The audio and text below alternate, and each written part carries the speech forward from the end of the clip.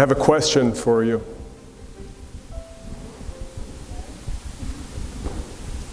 How good of a communicator are you? Do you know what it means to effectively communicate? Are you authentic in the way that you speak with people? Or do you make your words just about you?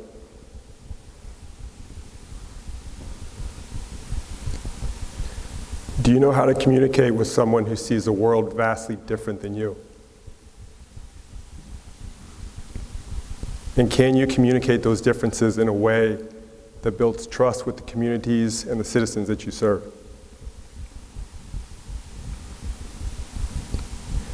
Does your agency have a morale problem because its employees feel unheard and unappreciated? Are you part of that problem? Do you know how to motivate and inspire others? Or do your motivational speeches only reflect your value system?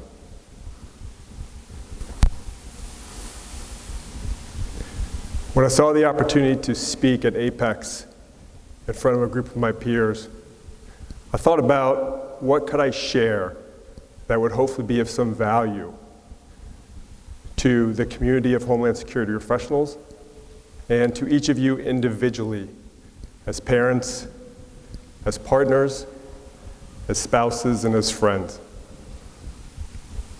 So I thought about my career, past 20 years as a special agent, my time as a polygraph examiner, an interrogator, and an instructor. And the one thing that I concluded was the most powerful lesson I learned was the ability to authentically communicate with another human being. Now, in my role now as a special agent, I'm also an instructor for the HIG, which is a congressionally funded interrogation group in Virginia.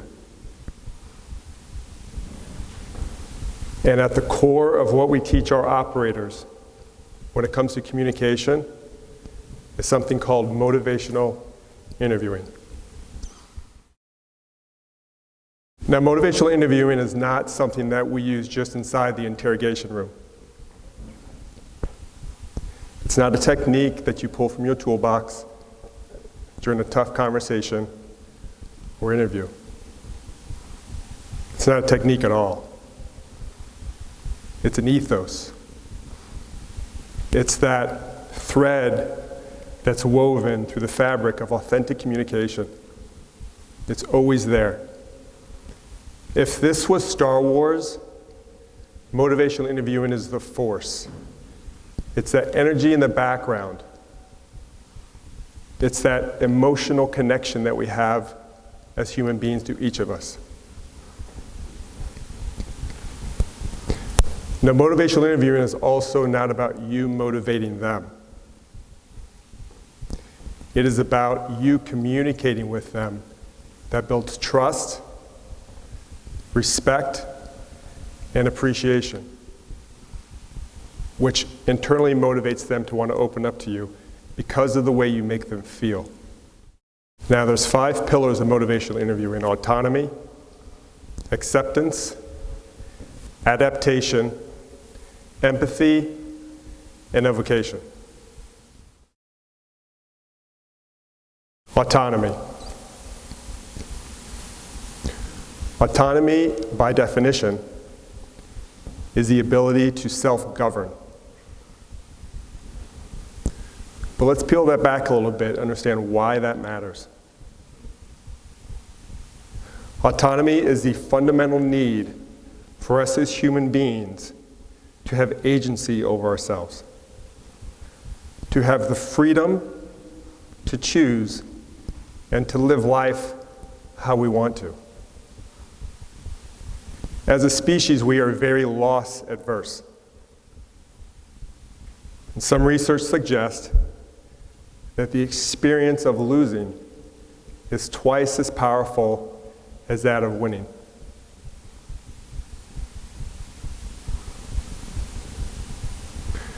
Autonomy can be given as something as simple as an open-ended question. Please tell me about your day. Or it can be in the confines of what's possible. You're going to have to work a holiday this year, but I will let you choose which one. You're going to have to do your homework before you go outside, but I will let you choose whether you do your math or your science first. Because when you start to take away people's autonomy, you create what is known as reactance, which is their internal motivation to get back something that is lost or perceived to be lost, which causes resistance and defiance. The greatest gift that you can give anyone is to acknowledge their existence as an individual. Autonomy is that gift. Acceptance. Acceptance is showing the person you're communicating with unconditional positive regard. It means you're not judging them based on your actions or your words. It doesn't mean you agree with them. It means that you accept, as a human being, we all make decisions based on how we perceive the world. And those decisions prompt us to make different choices that may not be the same as the choices that you make.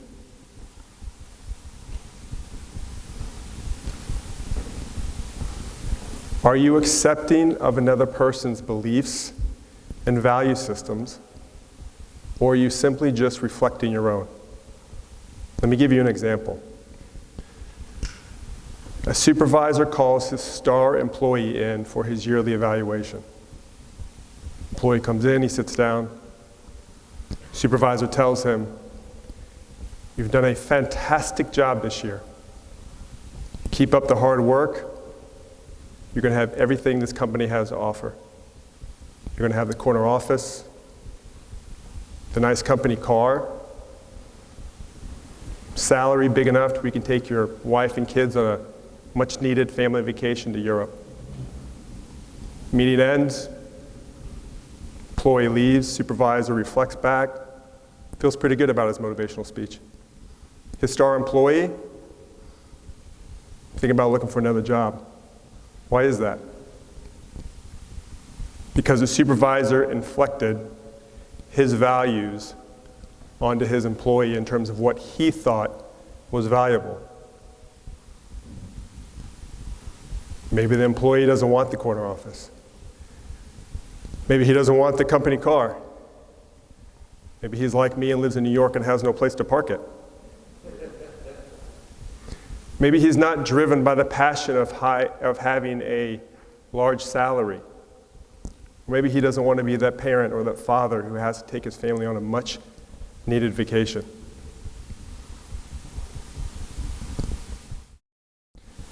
When you're accepting, you're being aware of the person across from you.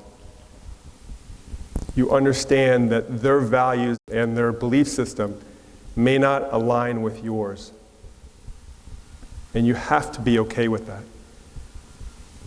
A better question for the supervisor would have been, "You've been a fantastic employee. Can you please tell me what your values are so we can try to best meet those going forward?"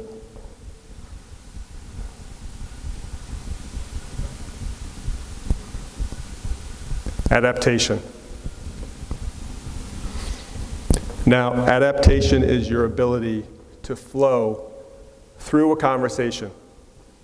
It's allowing the person that you're speaking to express themselves in a way that is meaningful to them at that moment. It is not about you being rigid. Oftentimes when we enter a conversation, we have an agenda that we want to meet. We have a direction that we want to go. And when the conversation doesn't go that way, we find ourselves listening a little less and becoming a little more annoyed. But when you're adaptable, you stay quiet and you become curious in terms of where the conversation is going to take you. If you listen to people, they will tell you what is on their mind. Are they being identity-based? Are they talking about themselves, their emotions? Are they being difficult? Are they being argumentative? Do they appear angry or distracted? Are they avoiding the questions that you've asked them? When you listen to people and you ask yourself, why are they speaking like this at this moment? You can then enter the conversation in a much deeper level.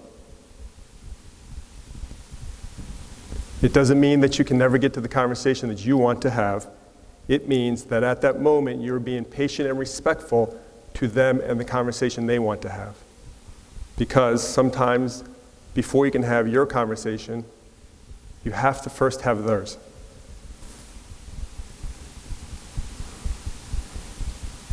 Empathy.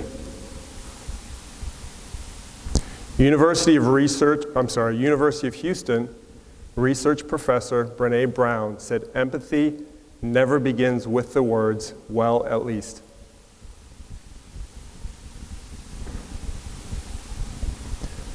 My mom just died. Well, at least your dad's still alive. My connecting flight home just got canceled. Well, at least the snack shop is open. Pretty nervous about speaking at Apex in front of all my peers. Well, at least James in the back can edit out anything stupid you say. Don't go anywhere, James.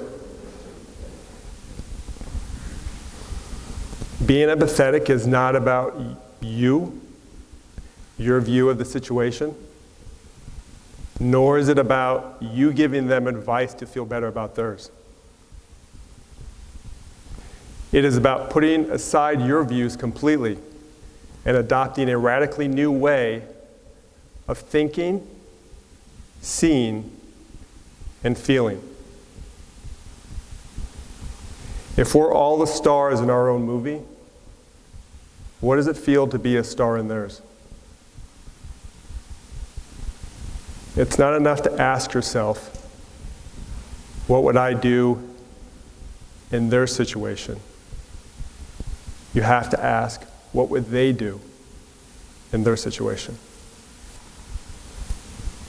When you can develop that level of understanding and compassion for another human being, then you can truly empathize with them. Evocation. Now, evocation is drawing out the underlying beliefs and values of the person you're talking to by reflecting back their words in an effort to understand a deeper meaning of what they're trying to say. I call this the Chris Bellavita principle. What do you mean by that? Chris would ask. It sounds like a bunch of cliches just jumbled up together. Can you tell me in your own words what you're trying to say? Now, oftentimes when people speak, there is a level of ambiguity in their words because they know what they mean.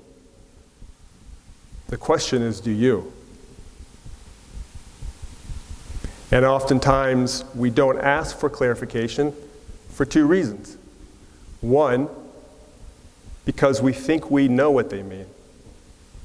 Or two, because we think we should know, and so we don't ask out of fear of looking foolish. But what if you're wrong? As I mentioned earlier, I'm part of an interrogation group. And I was involved recently with the interview of a young woman who had ties to a man named Barry that we were wanting to know more about. So during the conversation, she mentioned Barry and how she had met him in Nepal and how they had spent some time together and the emotional hardship that she had when he left. So I waited until the time was right,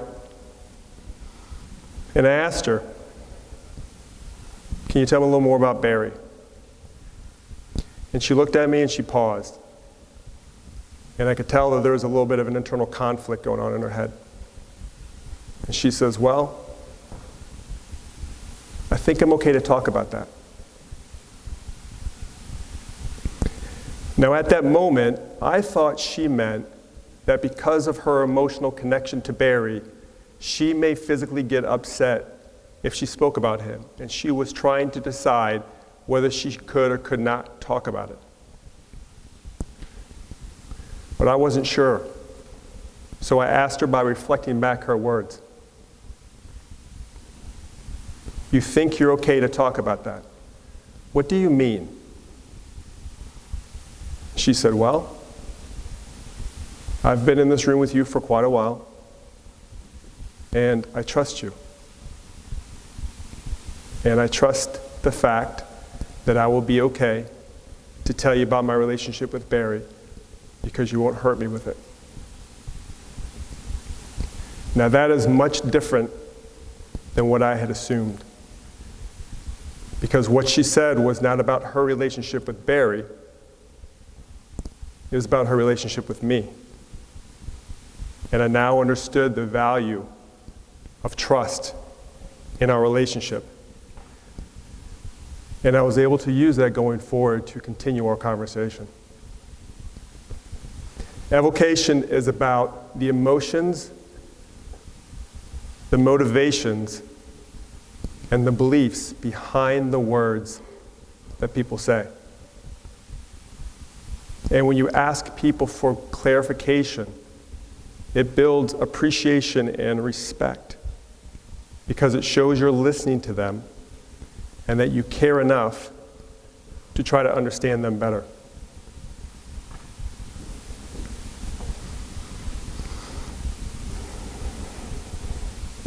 We seem to be in a time where divisiveness and polarization permeates every conversation that we have.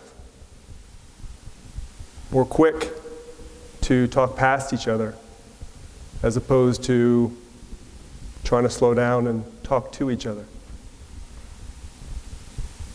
It's become easier just to throw our hands up and walk away in a jifful conversation.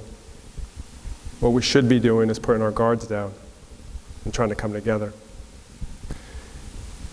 As Homeland Security professionals, we all have the awesome power and responsibility to affect people's lives based on the things that we do and the words that we say.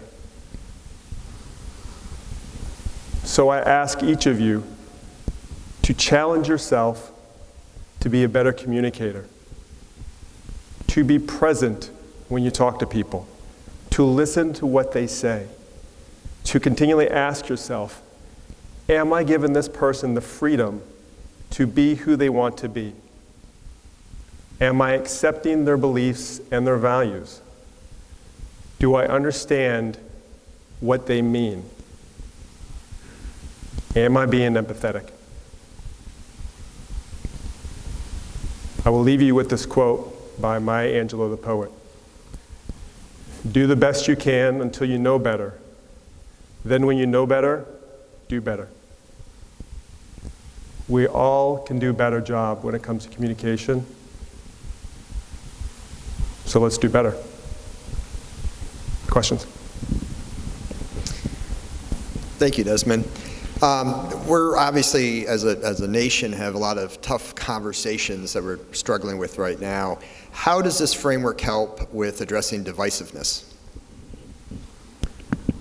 I think you have to take in consideration that we all speak from our different perspectives and our lens, and that we're stuck oftentimes on a narrative in terms of it's not our way, it has to somehow be wrong. And in what I do now, most of the people that we speak to have a completely opposite ideology than we do. It's not about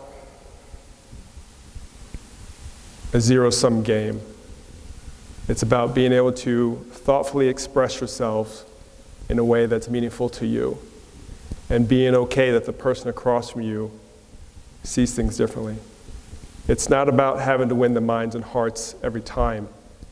It's about being articulate in the things that you stand for, and being okay that the person across from you stands for something different. You're not going to be able to change people, but they also shouldn't be able to change you too. So we have to be able to accept that everybody does have a different opinion. There is a lot of emotion that comes in the words that we speak. But if you add to that emotion with your own, then you can never get past the divisiveness. So you just have to be quiet, listen, ask for deeper meaning, because underneath the divisiveness of a lot of people, there's a specific reason in terms of why they feel like that. And when you can start to drill down to that, then you can start to have a more meaningful conversation. In terms of your career and using this framework, what have been some of your most significant surprises that you've come across in using this framework when you've been doing professional interviewing on the job? I think often what you see is the need to talk a lot, right? You feel like if you talk the most, you have control. It's actually not true. So what oftentimes people want to be the ones to speak, they want to say the words, they want to be the person who they walk away being like, I feel pretty strong about that. When in reality, if you're just quiet and you're patient and you listen, the person you're talking to will give you enough information that you can really start to ask deep, meaningful questions. Especially if that person is emotional at the time, because that emotion will run out. You have to be able to address their behavior, and when you can understand that behavior is very malleable based on the way that you react and respond, then you have a lot of control in the interview room in terms of the way you speak to people. But more than that, I think that what I found to be the most surprising is if you're just quiet and you just listen and you allow people to talk, you can get through a lot more than you can if you continue to try to own the conversation. Any additional advice that using this framework within the workplace? We've talked a lot about the challenges and you touched on them in terms of retention and recruitment and morale and those types of things. Any additional pieces of advice for leaders that are really trying to turn the culture around of how they can use this? So I think to expand on what Dee had said earlier is that you have to be okay to have uncomfortable conversations with people. You know, you have to understand a person's values and beliefs, and if that doesn't align with yours, you have to be okay with that. But we also have to be able to talk within the same framework. And so if you don't know where a person comes from, you don't know what their driving force is, and you don't know what makes them get up in the morning, I would think you have a hard time managing that. Because we're all motivated by different things. And as a manager, as a supervisor, as somebody trying to do a better job in the workplace, do a better job for your agency, do a better job for the people that you manage, you have to know your audience. And you have to be okay with pushback. And you have to be okay to have those difficult conversations and then leave it at that. How do you handle the silence in the interview room? So that's something, it's a very good question. So silence is actually a form of communication. People don't use it enough. We feel that we'll ask a question and then within a few seconds we'll oftentimes ask it again because we feel like the person maybe didn't hear us, which they did, But because of our nervous energy, we feel like we have to add something to that. So silence is very strategic in terms of the way you use it. Because when you ask your question, metaphorically, you're giving the ball back to them. And then your job is just to wait and to listen. And oftentimes, if it's a deep, meaningful question, it may take them a little while to process that. Or if they're being evasive, it's going to take them a while to process that as well. So silence is not a void. It's a methodology to consider. So what oftentimes we do is we'll ask a question. We'll wait 10, 15 seconds. If it's a good enough question, we'll wait several minutes. Because it's the process by which you are working with the person across from you. And if it's a confrontational type of interview, then that's part of what you're doing.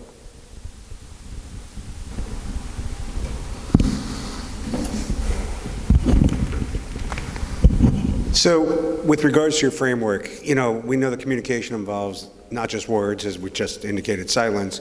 You also have things such as body language. So how do you deal with when your body language is, I want to say, like conflicting with what your verbal that you're putting out there? You're trying to evoke things from people, but your body language or your other nonverbals are sending a different message. It's a very, very good question. What you need to take in consideration is oftentimes, when we talk about, in evocation, we'll do reflections, right? I talked about a simple reflection of reflecting somebody's words back to them. But if I see someone in terms of their body posture is not in line with their words, something that just seems off, I will address that specifically, and I will always address it this specific way.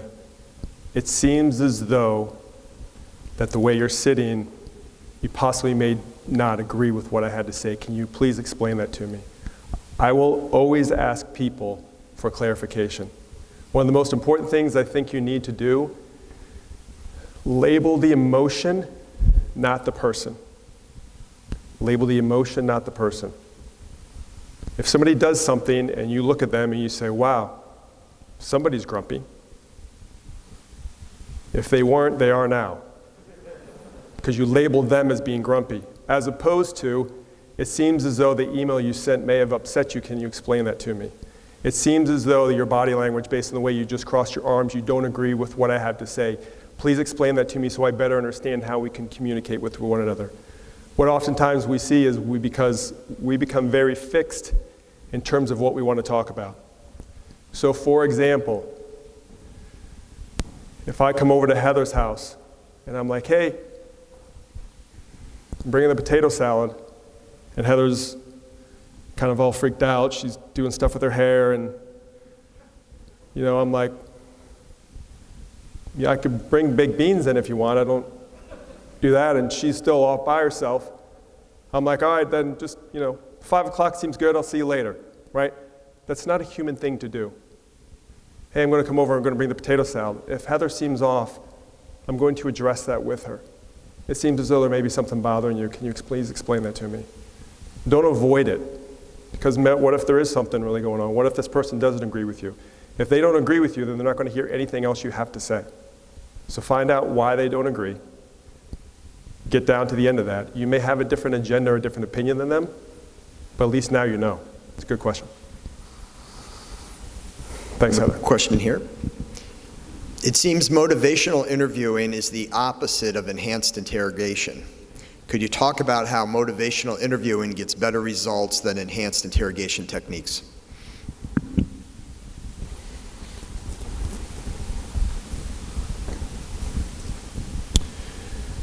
So in 2009, after the US was exposed to the waterboarding and all the enhanced interrogation tactics that we did, right?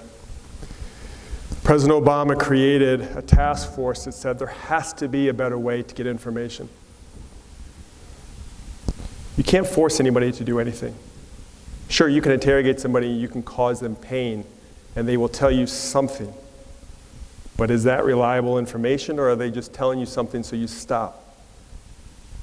So in this task force, they looked at and said, there has to be a more ethical way that we can communicate with people.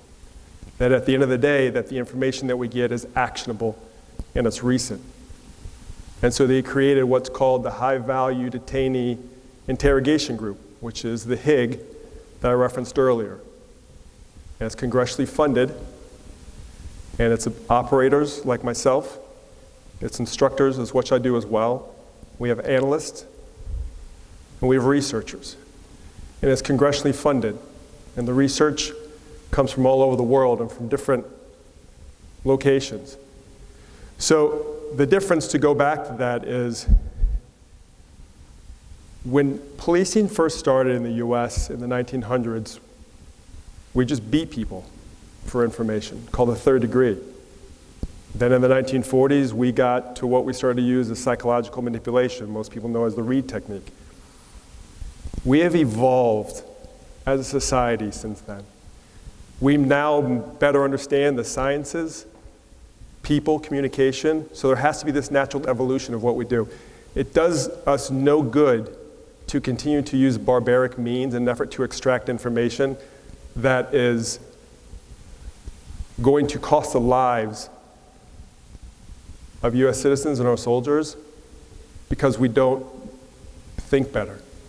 So we're thinking better and we're being smarter. So motivational interviewing is a way to say, okay, this is the best that I can do. Doesn't mean it's fail-safe. It's the best option we have.